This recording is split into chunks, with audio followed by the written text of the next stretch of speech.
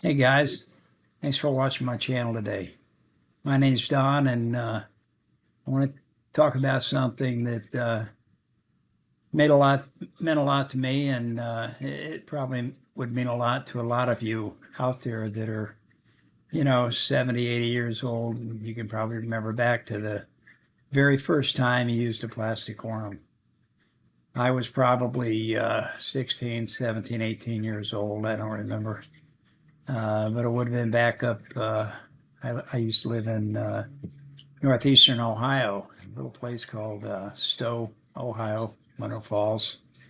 It was just outside of Akron, and we had a lake, pretty popular lake back then. My dad used to go there all the time. The lake was called Mogador Reservoir, and we kept a small boat on a stake, and you could pretty much go out anytime you wanted. We left the oars; they were all chained up on the stake, and there were no motors on this lake. Eventually, as electric motors came about, electric motors were allowed then on the lake.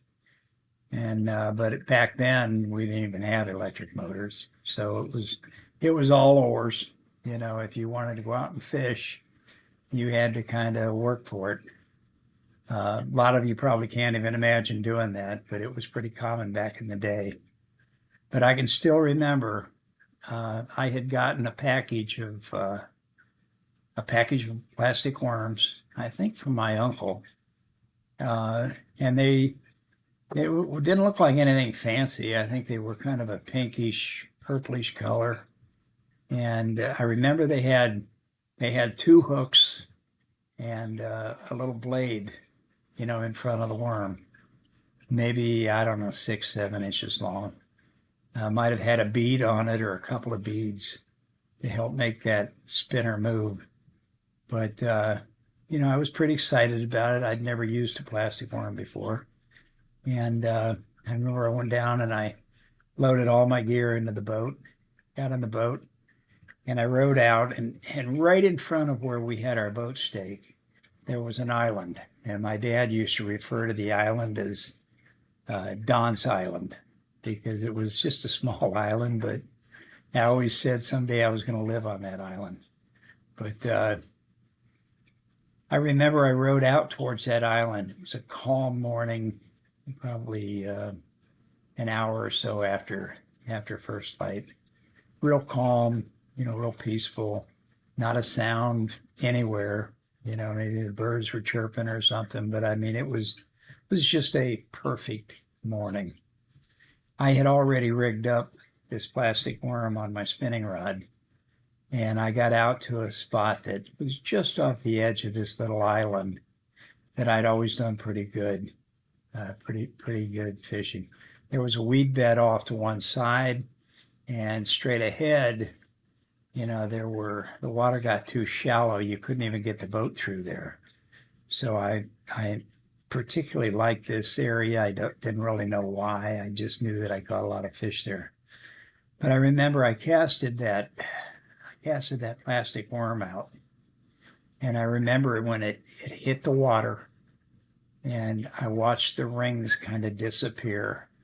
And then all of a sudden, literally from every direction, I could see a V in the water. There were fish, bass, coming literally from every direction.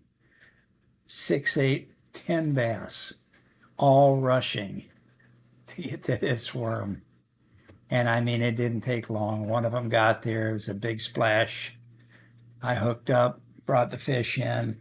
I was so excited. I just threw him in the bottom of the boat and cast it back out, caught another one.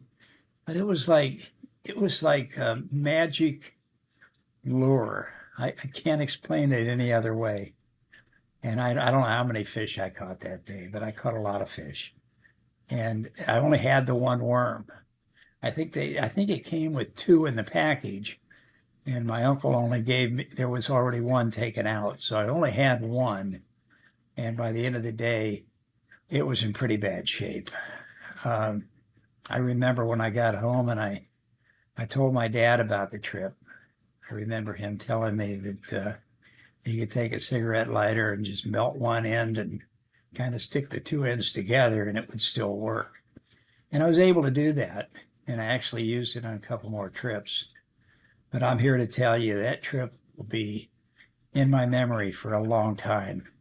And it might have been one of the absolute greatest fishing trips I've ever had.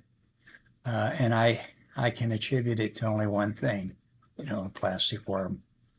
So anyway, if you've had an experience like that, if you can remember that very first time that you used a plastic worm, let me know in the comments below, because I'd love to share your experience with you.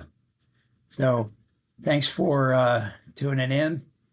I enjoyed telling you this short little story, and hit that button below, and I'd like you to subscribe to my channel. I got plenty more stories where that one came from. Thanks again.